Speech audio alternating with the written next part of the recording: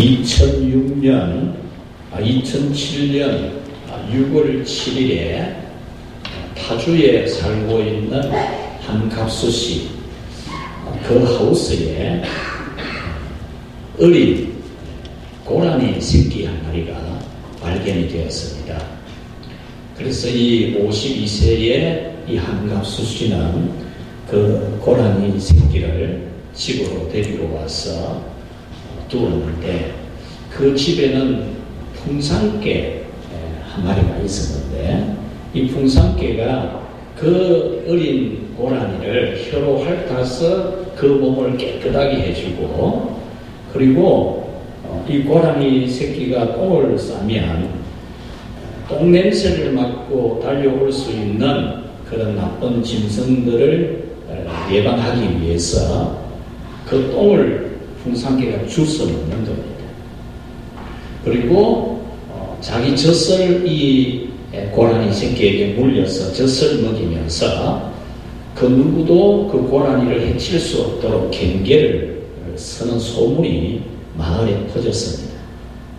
그러던 중에 그 마을에 한 사람이 또 고라니 새끼 한 마리를 발견하고 그 집에다가 데려다 주어서 이 풍산개는 2마리 고라니 새끼의 어미가 되었죠. 그 소문이 퍼지면서 그 인근의 부대에서도 고라니 새끼 한 마리가 발견이 되어서 그 부대에서도 그 발견된 고라니 새끼를 이 한갑수 집에 가져다 주었는데, 졸지에 이 풍산개는 3마리의 고라니 새끼의 어미 노릇을 해야 했습니다. 개의 본능은 고라니 같은 이런 짐승을 만나면 그냥 사나워지는 것이고 먹잇감으로 여기고 물어 죽이고 물어서 먹기도 하는 것이 바로 개의 본능입니다.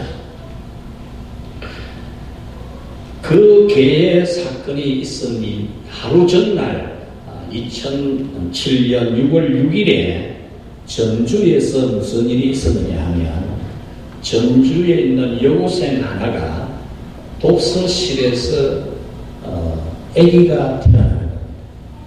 그래서 화장실에, 독서실 화장실에 그 아기를 버린 사건이 일어납니다. 하루 차이로 그런 일이 일어났는데, 저는 자식을 둔 아버지로서 그 여고생을 판단하거나 비판하려고 하는 것은 아닙니다. 본능대로 살아가는 사람, 본능의 그 욕구대로 살아가는 사람의 삶이 어떤 것인지를 보여주는 것이라면, 풍산개는 그 본능대로 행하지 않았다는 겁니다.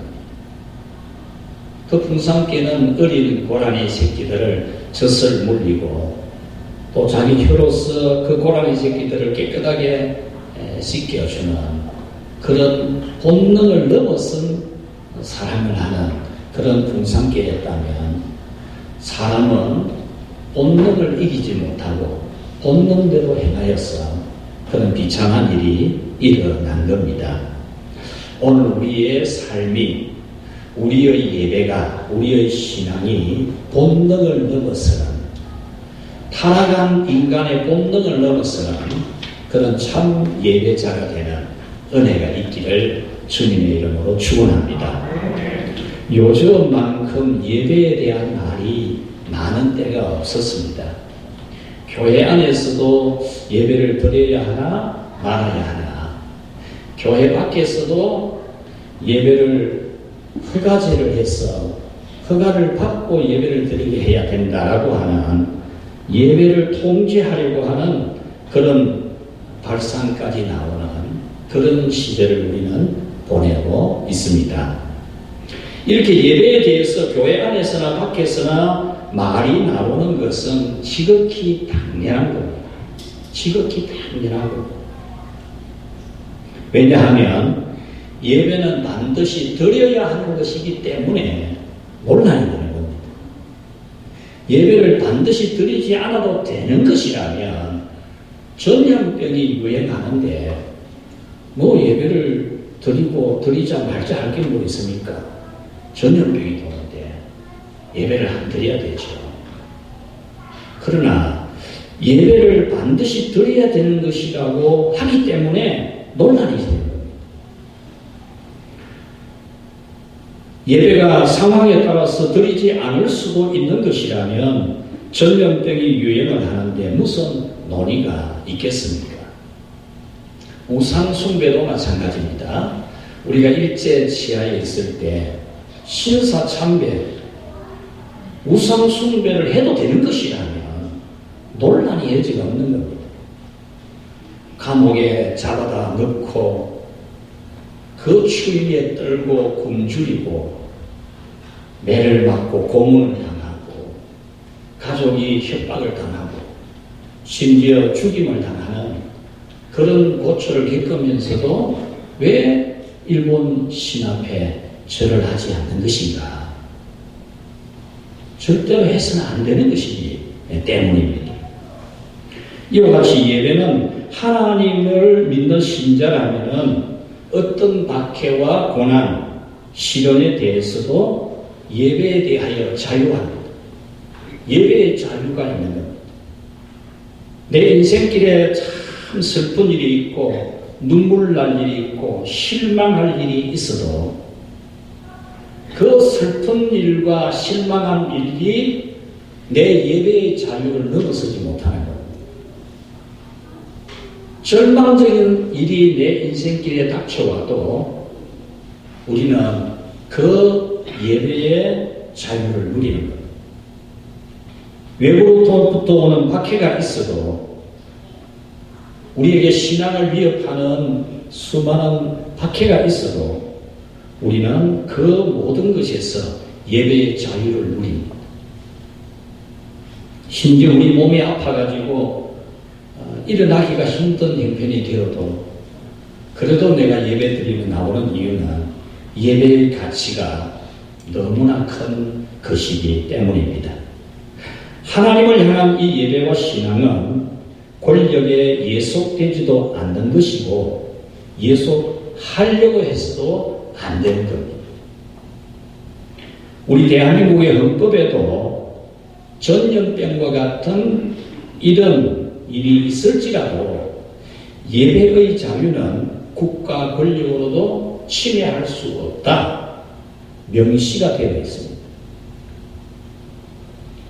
지금 현재 정부와 몇몇 사람들이 교회가 예배를 허가받아서 드려야 된다, 교회가 통제를 받아야 된다 이렇게 주장을 하는 근거는 집시법입니다. 집시법은 국가가 통제할 수 있습니다. 그런데 그 집시법은 교회 안에서 예배 드리는 것에 대한 법이 아니고 교회 바깥에서 정치적인 문제로 집단 행동을 하는 것에 대한 법입니다. 이 법을 가지고 지금 교회가 예배 드리는 것을 통제하려고 하는 것은 헌법을 위배하는 일입니다. 오늘날 이런 일이 있을 것이라고 하나님께서 예견하시기도 하시고 또한 승리하기도 하시면서 우리에게는 2020년에 예배에서 길을 묻다라는 그런 주제를 하나님이 우리에게 주셨고 이런 가운데서 우리가 참 예배자로 살아가도록 하나님이 인도해 주시고 계시는 줄로 믿습니다. 우리가 감염이 되거나 아니면 내가 감염이 의심이 되어서 다른 사람들이 예배를 방해하는 일이 있을까 싶을 때, 그런 의심이 일어날 때 다른 사람의 예배를 보호하기 위해서 자기 스스로 가정에서 교회의 공예배를 사모하고 자기 스스로 예배를 다 보호하기 위해서 자기 스스로 격리하는 그런 지혜를 우리가 가지는 것이지, 또는 내가 몸이 허약하고 체질적으로 또 이 감염에 걱정이 되는 그런 면역을 가진 사람이라면 또 내가 혹시나 감염되지 아니할까 해서 우리는 스스로 예배는 간절히 사모하지만 우리가 예배에 참여하지 못하게 될 수도 있지만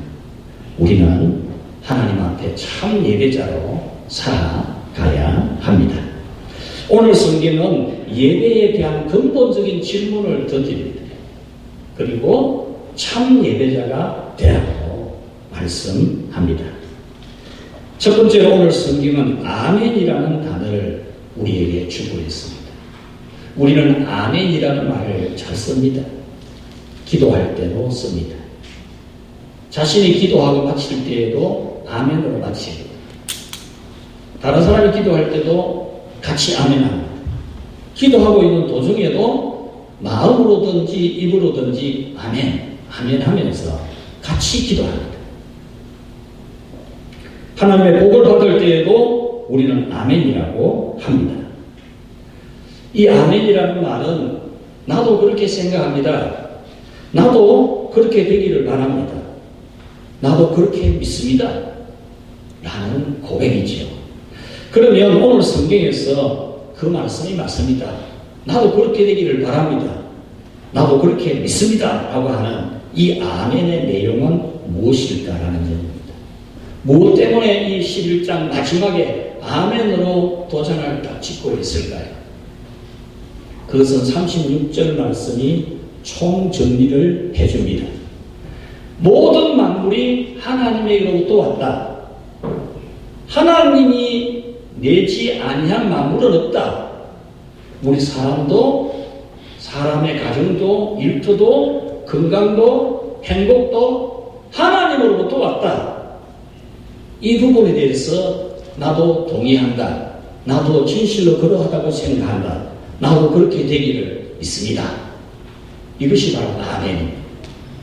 또 한 가지는 이 모든 만물이 현재에 살아있고 움직이고 그 역할을 제대로 다 감당하는 것, 나무는 나무대로, 숲은 숲대로, 동물은 동물대로, 사람은 사람대로 각자의 삶을 이 살아가는 이 생명이 있는 것, 또 우리의 가정이 있고 직장이 있고 건강이 있고 오늘 우리가 눈을 뜨고 걸을 수 있는 것, 이 모든 것이 하나님으로 말미암아 되고 있는 것이다. 이 말씀에 대해서 나는 동의합니다. 나는 그 말씀을 믿습니다. 그것이 아멘입니다. 또 한 가지는 이 모든 만물, 하나님이 창조하신 모든 만물, 사람, 가정, 일터, 이 모든 것은 주께로 돌아감이라고 했는데 이 돌아간다는 말씀은 주님을 위해서 존재한다 그 말입니다. 내가 왜 존재하느냐? 내가 왜 건강하느냐? 내가 왜 가정이 있느냐? 직장이 있느냐? 일터가 있느냐? 하나님의 영광을 위해서, 하나님을 위해서 존재한다. 이 대명제에 대해서 나는 동의합니다. 나는 그대로 분명히 믿습니다. 라고 하는 것이 11장 마지막에 나오는 아멘입니다. 사랑하는 성도 여러분, 여러분께서도 분명히 이 사실에 대해서 아멘이 될 줄로 믿습니다.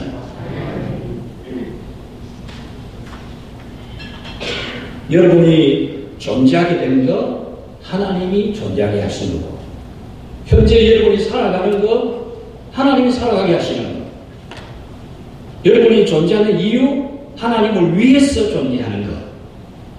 하나님을 위해서 존재하냐? 나를 위해 존재하냐? 이 부분에 대해서 여러분 갈등이 될지는 모르지만 분명히 하나님으로부터 여러분들은 나왔고 하나님으로 말미암아 살아가고 있다면 하나님을 위해서 존재하는 것에 대해서도 분명히 아멘을 해야 됩니다.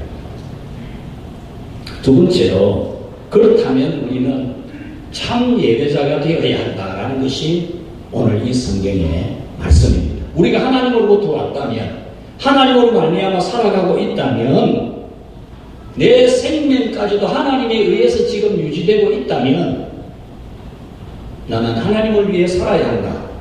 하나님께 예배하는 참 예배자가 되어야 한다라는 겁니다. 11장 36절 마지막에 보면 그에게 영광이 세세토록 있을지어다 그랬습니다. 하나님에게 영광이, 이 영광이라는 것은 찬양과 경배와 감사와 헌신을 다 포함한 한마디로 말하면 예배입니다. 예배. 하나님의 영광이 세세토록 있을지어다 그랬습니다. 이 세세토록이라는 이 단어의 원뜻은 뭐냐 하면 하나님의 시간, 하나님의 영원한 시간, 영원히 계시는 하나님의 시간 동안 영원히 예배를 받으실 하나님이시다. 그 말입니다. 그 말에 대해서 나는 아멘입니다 라고 하는 것이 11장 36절 말씀입니다. 로마서 12장부터는 1장에서 11장까지의 말씀을 믿는 사람이 말씀대로 살아가는 이 삶을 말씀하는 건데 그 첫째가 예배라는 겁니다. 11장까지에 대해서 믿느냐? 아멘 하느냐? 동의하느냐? 정말 네가 그렇게 되기를 바라느냐? 아멘 했느냐? 그렇다면 첫 번째로 참 예배자가 되라. 이것이 바로 12장 1절, 2절, 3절에 나오는 겁니다. 1절에 보면 너희 몸을 하나님이 기뻐하시는 거룩한 산 제물로 드리라 그랬습니다. 우리 몸뿐만이 아니라 우리 몸이 살아가는 삶을 전부를 하나님 앞에 거룩한 산 제물로 바치라 그 말입니다. 우리 삶을 하나님 앞에 제물로 바치는 참 예배자가 되라 그 말입니다. 가정생활도 직장생활도 사회생활도 내가 목표하고 꿈꾸고 바라는 모든 것도 하나님 앞에 제물로 바쳐진 산 제사를 드리는 참 예배자가 되라. 이 말씀입니다. 이것이 너희가 드릴 영적 예배니라 그랬는데 이 영적 예배라는 이 원문의 뜻도 우리가 쉽게 이야기하는 영적인 예배다 그런 뜻이 아니고 이 말씀은 같이 합시다. 논리적으로 말이 되는 것이다. 이 영적 예배라는 이 원문의 뜻은 논리적으로 이해가 되고 납득이 되고 말이 되는 예배다 그 말이에요. 그러니까 모든 만물이 하나님으로부터 왔고 내가 지금 살아가는 모든 것이 내가 숨쉬는 것이 눈 뜨고 보는 것이 내가 먹을 수 있는 것이 노동할 수 있는 것이 하나님으로부터 지금 오고 있는 것이다. 그래서 하나님을 위해 살아야 된다. 그렇다면 자기 자신을 하나님 앞에 산 제물로 바치는 삶을 사는데 그것이 바로 논리적으로 이해가 되고 납득이 되고 말이 되는 예배다 그 말이에요.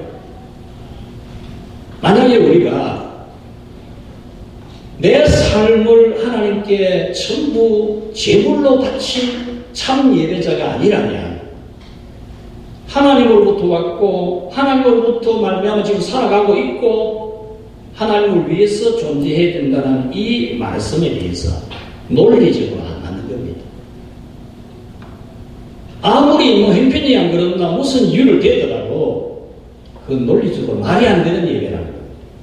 우리가 하나님 앞에 하나님께 영광 돌리는 참 예배, 우리의 모든 삶이 하나님께 예배하는 제물로 바쳐진 제물로 살아가는 참 예배자, 이 부분에 동의를 안 한다면 논리적으로 아무리 핑계를 대고 이유를 대도 논리적으로 안 맞는 말이라. 2절 말씀에 보면 참 예배자가 되기 위해서는 이 세대를 본받지 말라고 했습니다. 너희는 이 세대를 본받지 말고 오직 마음을 새롭게 함으로 변화를 받아 하나님의 선하시고 기뻐하시고 온전하신 뜻이 무엇인지 분별을 하도록 하라 그랬습니다. 이 말씀은 참 예배자로 살기 위해서 절대로 이 세상을 본받지 말라는 겁니다. 이 세상 사람들이 가지는 생각, 사상, 정신, 태도 절대로 본받지 말라는 겁니다. 너희가 참 예배자냐? 진짜 너를 하나님 자신에게 바친 참 제물로 생각하느냐? 그렇다면 세상 사람들이 생각하는 사상과 정신과 태도 절대로 그들과 같이 하면 안 된다 이 말입니다. 여기서 오직이라는 말은 절대적으로라는 말입니다. 마음을 새롭게 함으로 변화를 받으라는 이 말씀은 세상의 사상과 정신, 생활 태도와는 반드시 달라야 된다. 그러면 절대로 이 세대를 본받지 않는 참 예배자가 되는 것은 무엇인가? 우리가 우리의 삶을 하나님께 바치는 참 예배자, 참 제물로 살아가는 우리라면 절대로 이 세상의 사상과 정신과 태도를 본받지 않고 하나님 뜻대로 따르는 참 예배자는 어떤 예배자인가? 어떤 참 제물인가? 세 번째로 같이 합시다. 참 예배자는 교회와 한 몸으로 일치한다.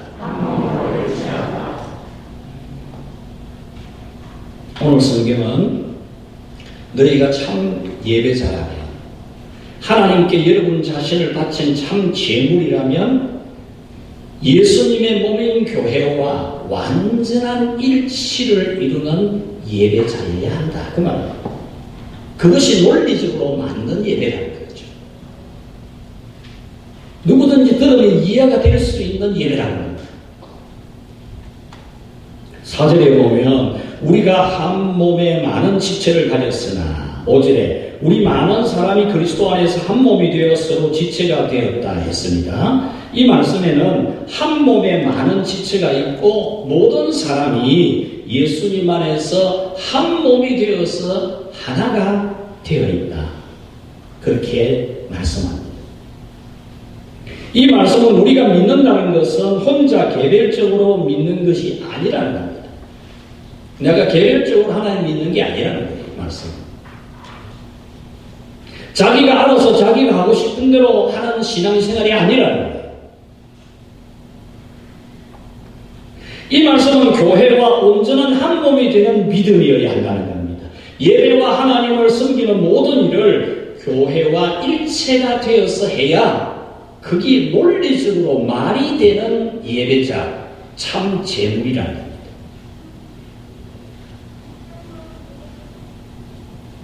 삼절 말씀에 보면 마땅히 생각할 그 이상의 생각을 품지 말고 오직 하나님께서 각 사람에게 나누어 주신 믿음의 분량대로 지혜롭게 생각하라고 했습니다. 이 말씀은 하나님께서 각 사람에게 주신 직무와 은사 그 이상 생각하지 말라는 겁니다. 하나님이 교회를 통해서 주신 직무와 하나님이 성령으로 주신 은사 그 이상의 생각하지 말라는 겁니다. 하나님께서 주신 본분, 그 본분을 다한다는 생각, 그것만 가지라는 겁니다. 마땅히 생각할 그 이상의 생각을 품지 말라는 이 말씀은 하나님께서 자기에게 주신 그 이상의 것을 생각하지 말라는 겁니다. 고린도전서 7장 17절은 이 말씀에 대하여 명확하게 정리를 해줍니다. 오직 주께서 각 사람에게 같이 합시다. 나누어 주신 대로 하나님이 각 사람을 같이 합시다. 부르신 그대로 행하라. 네, 그러니까 하나님이 나누어 주신 대로 하나님이 부르신 대로만 해라 그 말입니다. 하나님이 주시지 않는 것, 하나님이 부르시지 않는 것에 대해서 생각하지 말라는 겁니다. 그리고 개별적으로 하지 말라는 것이기도 합니다. 하나님은 이 사실에 대해서 정확하게 인지를 시키시려고 사람의 몸을 비유로 들어서 설명을 해줍니다. 이 부분에 대해서 정확하게 인지해야 된다는 겁니다. 믿음 생활을 하는데 나는 내 믿음 내가 알아서 한다. 내대로 한다. 그것은 논리적으로 안 맞는 예배라는 것을 하나님이 이해를 시키고 인지를 시키기 위해서 참 예배자는 반드시 예수님의 몸인 교회와 한 몸과 한 일체가 되어서 해야 된다는 것을 인지시키고 이해를 시키기 위해서 하나님이 예수님이 예를 들어서 말씀해 주셨다는 겁니다. 그것이 바로 우리 사람의 몸입니다. 우리 몸에는 손도 있습니다. 발도 있습니다. 눈도 있고 코도 있고 입도 있습니다. 귀도 있습니다. 충분히 이해될 수 있는 예를 들고 있죠. 그런데 만약에 팔이 나는 내대로 하겠다. 나는 내 할 것만 한다. 눈이야 뭐 지 할 일 하든지 말든지 나는 팔이니까 팔 내 할 일만 한다. 이렇게 자기 개별적으로 생각해서 팔 자체적으로만 살아갈 수 없다는 겁니다. 음식을 먹는다면 눈이 그 음식을 봅니다. 손이 그 음식을 집습니다. 코가 그 음식 냄새를 맡습니다. 입이 그 음식을 먹습니다. 몸이 일체로 움직이는 거지 손 지가 가서 지가 먹는 거는 내가 한다. 이런 것은 아니지 않습니까? 손은 손의 일을 하고 발은 발의 일을 하고 코는 코의 일을 하고 입은 입의 일을 합니다. 그런데 눈이 나는 입이 하는 일을 하고 싶다. 그래서 눈이 뭘 먹으려고 한다거나 눈이 말을 하려고 한다거나 그러면 되지를 않는 것입니다. 여러분 팔이 개별적으로 하겠다고 나는 떨어져서 내 혼자 개별적으로 하겠다 해서 팔이 떨어지면 그 팔은 이미 아무것도 할 수 없는 겁니다. 떨어진 팔이 뭘 합니까? 충분히 이해되고 인지될 수 있잖아요. 그러므로 우리는 교회 안에서 일치가 되어서 한 몸으로 하나님을 섬겨야 합니다. 교회와 완전한 일치를 이루어서 자기 할 일을 활발하게 해야 됩니다. 손이 할 일은 손이 활발하게 해야 되고 눈이 할 일은 눈으로 보는 걸 정확하게 활발하게 해야 됩니다. 귀도 듣는 걸 활발하게 잘 해야 됩니다. 여러분 의족은 한 몸이 아닙니다. 혹 우리가 다쳐서 팔이 하나 없을 때 의족을 해달을 수 있습니다. 그러나 그 의족이 한 몸은 아닙니다. 같이 움직일 수 없습니다. 요즘 많은 기술이 발달되어서 생각대로 움직이는 의족이 나오기도 하지만 의족은 한 몸이 아닙니다. 다치거나 아파서 자기 역할을 못하는 몸의 지체처럼 영적으로 시험이 들어서 자기 역할을 하지 못해서도 안 됩니다. 우리가 팔은 그대로 붙어 있어도 어깨를 다쳤다든지 팔을 다쳤다든지 하면 팔은 제 역할을 못합니다. 그와 같이 우리가 영적으로 다쳐서 교회 안에서 자기가 해야 될 일을 다 하지 못한다면 마치 의족과 같은 다친 팔과 같은 그런 자기 자신의 믿음이 되는 것입니다. 예수님은 이 부분을 정확하게 또 알 수 있도록 또 하나의 비유를 들었습니다. 요한복음 15장에서 포도나무와 그 가지 비유를 듭니다. 포도나무 가지가 포도나무에서 떨어져 나가면 열매를 맺을 수 없다 했습니다. 그 가지가 포도나무에서 떨어지는 순간, 분리되는 순간, 개별적인 것이 되는 순간 그 가지는 이미 죽은 겁니다. 내가 살아있다 아무리 주장해도 논리적으로 절대로 납득되지 않는, 이해되지 않는 겁니다. 또한 포도나무 가지가 잘려졌지만, 떨어졌지만 포도밭에 늘려져 있어도 포도밭에 늘려져 있는 가지라도 포도밭 밖에 있는 게 아니고 포도밭에 늘려져 있어도 포도나무에서 잘린 그 가지는 절대로 열매를 맺지 못한다는 거죠. 떨어져 나간 가지를 본드나 이 접착제로 딱 붙여놓는다 해서 여러분 그 가지가 열매를 맺는 거 아닙니다. 이 비유는 우리가 얼마만큼 예수님과 예수님의 몸인 교회와 살아있는 한 몸의 관계가 되어야 되는지에 대하여 확실하게 말씀해 주시고,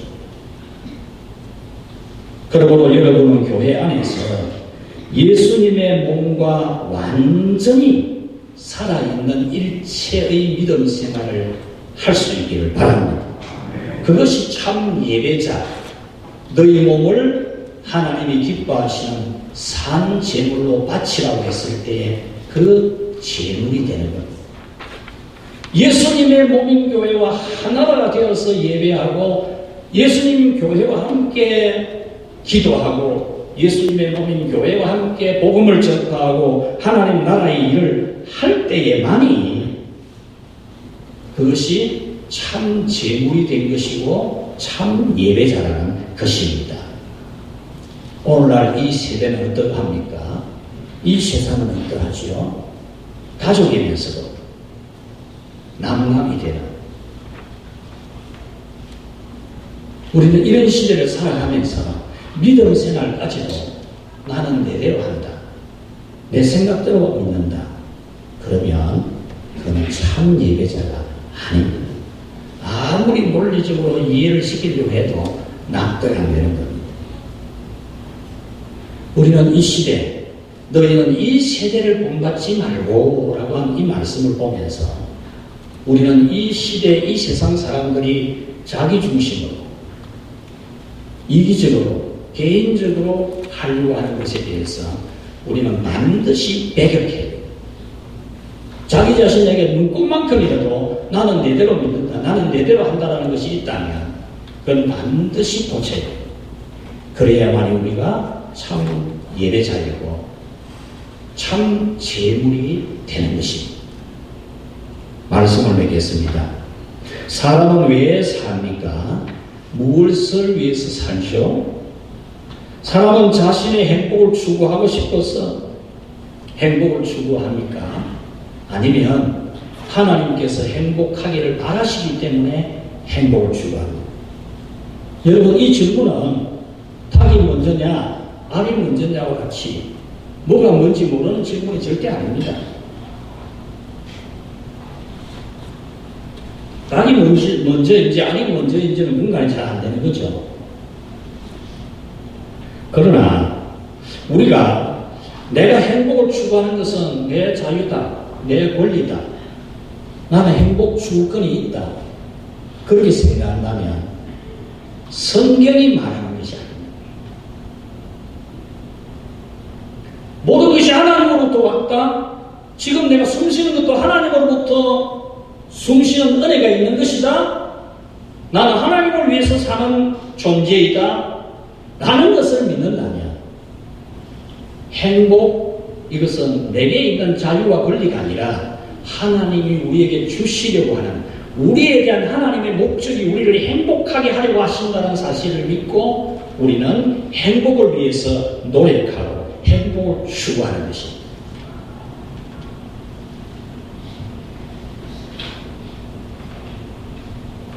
여러분, 모든 사람에게 행복을 추구하는 권리가 있는 것은 하나님께서 우리에게 그 행복 추구권을 주셨기 때문이지 인간 스스로 그 권한을 가진 게 아닙니다. 이것은 우리가 구원을 얻는 것도 마찬가지입니다. 우리가 구원을 얻는 것도 내 자유고 내 권한입니까? 예수님을 믿고 믿음 생활하는 거 내 자유입니까? 내 권리입니까? 아닙니다. 내가 믿고 싶으면 믿어집니까? 나는 믿을 거라고, 나는 구원받을 거라고, 그러면 구원받고 믿어집니까? 아닙니다. 우리에게서 나오는 게 아닙니다. 믿음도 우리에게서 나오는 것도 아니고, 그래서 믿는 것과 구원받는 것은 우리의 자유와 권리가 아니라 우리를 구원하려고 하시는 하나님 아버지의 그 뜻이 우리에게서 이루어지는 겁니다. 그러므로 우리가 행복을 추구하는 것이나 구원을 얻는 것이나 하나님의 뜻 안에서 자유와 권리가 있는 것입니다. 여러분, 결혼 내 자유입니까? 내 권리입니까? 세상적으로 보면 분명히 그렇습니다. 자유입니다. 권리입니다. 누가 그것을 침해합니까? 부모는 권할 수 있어요. 사회 환경이 결혼하는 것이 옳다라고 말할 수 있어요. 그러나 그 누구도 속박할 수 없어요. 세상에서는. 그러나 우리는 하나님 앞에 드려진 산 제물이고 참 예배자라면 하나님의 말씀 앞에서 결혼을 해야 되는지 안 해야 되는지, 거기서 우리는 판단해야 되는 겁니다. 노동, 내 자유다, 내 권리다. 내 하고 싶으면 하고 내가 하기 싫으면 안 하는 거지? 그건 세상 논리입니다. 자기의 자유와 권리라고 생각하니까. 그러나 성경은 그렇게 말씀하지 않습니다. 역사 동안 내 모든 일을 힘써 행하라고 했습니다. 노동하는 이유는 하나님의 말씀이 우리로 하여금 노동하게 하시기 때문입니다. 예외, 우리 스스로 알아서 판단해서 내가 하고 싶으면 하고 안 하고 싶으면 안 하는, 아니면 누군가가 속박할 수 있고 통제할 수 있는 것입니까? 절대 아닙니다. 왜 우리가 예배합니까? 내 자유와 권리입니까? 그러면 안 할 수도 있죠. 그러나 우리는 하나님의 말씀 앞에서 예배를 해야 되는지 안 해야 되는지를 우리는 판단하는 겁니다.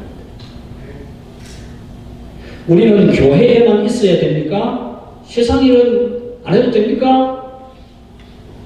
이런 말을 종종 듣습니다. 교회에만 있으면 되는 게 아니고 세상 일을 해야 됩니다. 세상 일도 해야 되지요. 맨날 기도만 한다고 됩니까? 세상의 소금이고 세상의 빛이라고 했지 않습니까? 이렇게 말하는 사람이 참 많아요. 그리고 이런 말이 전부 고개를 끄덕여요. 은혜 받아요. 아멘, 아멘 그럽니다. 근데 그 말이 맞습니까? 그 말이 맞아요? 성경에, 어느 성경에 교회에만 있으라는 말씀이 어디 있어요? 세상 일을 하지 말라는 말씀이 어디 있어요? 성경에 단 한 번도 없단 말입니다. 그리고 설교자 중에 세상 일을 하지 말고 교회만 있으라, 예배만 드리라, 기도로 하라는 설교를 하는 사람이 어디 있어요? 아무도 없어요. 아무도 없는데 왜 그런 말을 합니까? 심지어 목사들이 설교하면서까지 왜 그런 말을 합니까?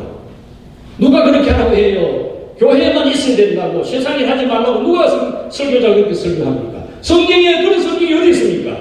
아무도 그렇게 말하지도 않고 성경도 그렇게 말 안 하는데 목사가 되놓고 설교하면서 그런 말을 한단 말이에요. 그러면 이 얼빵한 교회들이 맞다고, 맞는 말이라고, 세상 일도 해야 되지, 맞는 말이라고, 아멘 하면서 한다. 바보 묵축이 되라.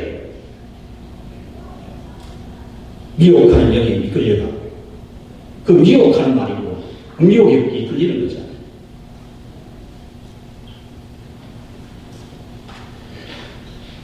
우리를 비판하는 사람들의 비판을 여러분이 그냥 당연한 것으로 생각하지 말고 거꾸로 한번 뒤집어 봐요. 뒤집어. 성경이나 설교나 누구도 교회만 있으라고 기도만 하라고 말하지 않거든.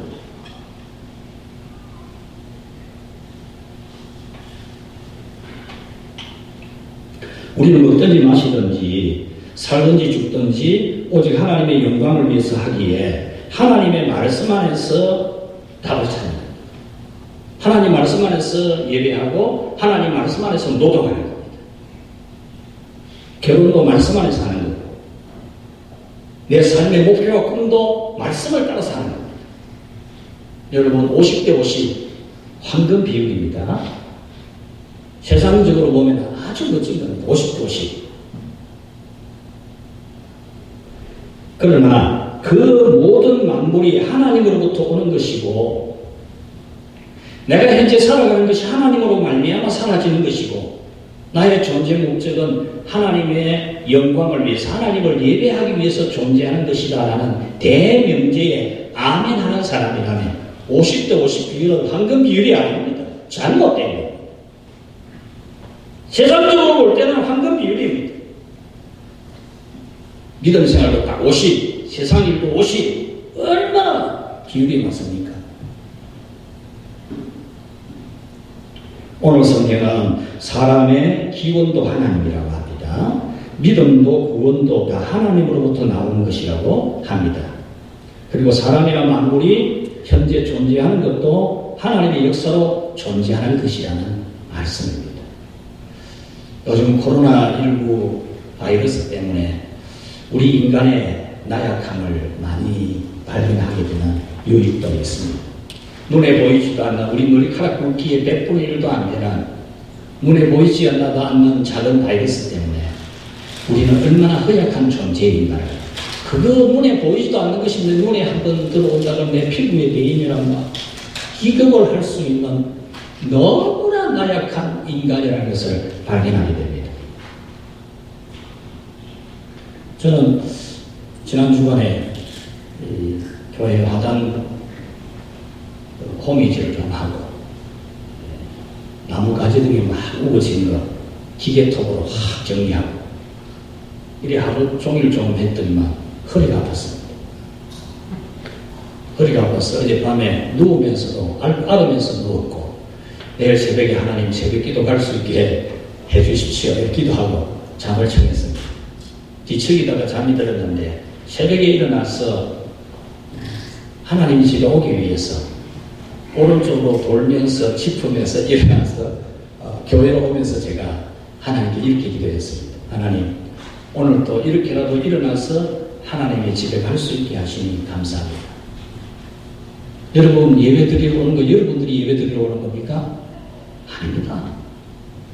하나님이 예배 드릴 수 있는 믿음과 건강과 모든 상황을 도와주셨기 때문입니다. 여러분이 숨 쉬는 거 여러분이 지금 허파 작동시키는 거 아닙니다. 여러분이 심장을 박동시키는 거 아닙니다. 하나님에 의해서 여러분들이 살아가고 있습니다. 우리는 이 부분에 대해서 대명제에 아멘하고 있습니다.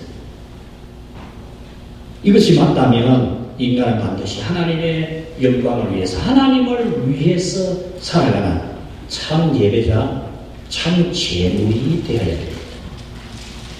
오늘날 많은 크리스찬이 있는데 이 세상을 본받아서 적당한 비율로 나를 위하기도 하나님을 위하기도 하고 여기에 매몰되어 있습니다. 참 예배자가 아닙니다. 우리는 오직 전적으로 하나님을 위해서 살아가는 겁니다. 그리하면 하나님이 우리의 삶을 인도하시는 것입니다. 우리가 살아있는 이유와 목적은 현재에 예배하기 위해서입니다. 그리고 두 번째는 미래에 하나님의 시간, 영원이라는 시간을 예배하기 위해서 우리는 존재하는 겁니다. 그러면 천국 가서도 예배 드려야 되나? 그렇게 생각하시는 분도 있을 수 있죠. 그런데 천국 가면 예배가 지겹지 않습니다. 예배가 힘들지 않습니다. 천국 가면 우리는 죄로부터 완전히 자유한 몸입니다. 우리 영이나 정신이나 모든 것이 완전한 자가 됩니다. 예배가 기쁘고 찬양이 기쁘고 가장 행복한 것이 예배가 됩니다. 지금은 우리가 육신을 가지고 있고 우리는 완전히 영화된 그런 거듭난 자가 아니기 때문에 예배 시간이 지겨울 수도 있고 찬송하는 것이 힘이 안 날 수도 있지만 우리가 완전히 영화가 이루어지는 천국에 가는 순간 우리는 예배가 가장 좋은 사람이 됩니다. 그래서 우리는 현재에 살아있는 이유도 하나님을 예배하고 천국에 가서도 하나님의 시간이 영원한 시간까지 하나님을 예배하기 위해서 하나님은 우리를 만드셨고 구원하셨고 지금도 우리에게 역사하고 있습니다. 그러므로 우리는 참 예배자, 참 제물이 되어야 됩니다. 사랑하는 성도 여러분, 오늘 이 말씀의 거울 앞에 나는 참 예배자인가? 나는 참 제물로 바쳐진 제물인가? 우리 이 부분을 생각하면서 이 세상을 본받지 않는 진정 여러분을 하나님께 제물로 바친 그런 예배자로 살아갈 수 있기를 주의 이름으로 축원합니다. 하나님 아버지 감사합니다. 허물진 백성 행하게 준 자, 망삭되지 못하여 난 자와 같고 죄인 중의 개수 뼛속까지 타락하고 부패한 인생, 감히 하나님께 바칠 만한 제물이 못 되는 더러운 우리지만 십자가에서 우리 죄값을 다 도말하신 주 예수 그리스도의 은혜로 인하여 하나님을 예배하는 예배자가 되고 하나님께 바쳐진 제물이 되어서 살게 하신 것을 감사합니다. 우리는 자신이 참 예배자요 제물이라는 사실을 잊어버리고 내 자유와 내 권리가 있다라고 생각하는 세상을 본받으며 살아갑니다. 그럴 때가 너무 많은 저희들에게 오늘날 깨닫게 해주시고 또 이 말씀을 주신 하나님, 이제는 우리가 살아가는 모든 삶이 하나님의 영광을 위해서 있는 것인 줄로 알고 이 세대를 본받지 말고 주 예수님의 몸인 교회와 한 몸을 이루어서 마땅히 생각할 그 이상을 생각지 아니하고 오직 하나님의 영광을 위해서 하나님을 예배하는 저희들로 살아가도록 인도하여 주시옵소서. 예수님의 이름으로 기도하옵나이다. 아멘.